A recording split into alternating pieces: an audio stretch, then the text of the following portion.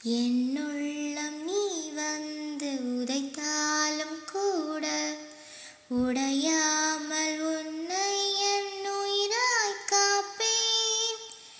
என்னாலும் நீ என்னை வெறுத்தாலும் கூட நீங்காமல் நிற்கும் உன் நினைவில் வாழ்வேன்.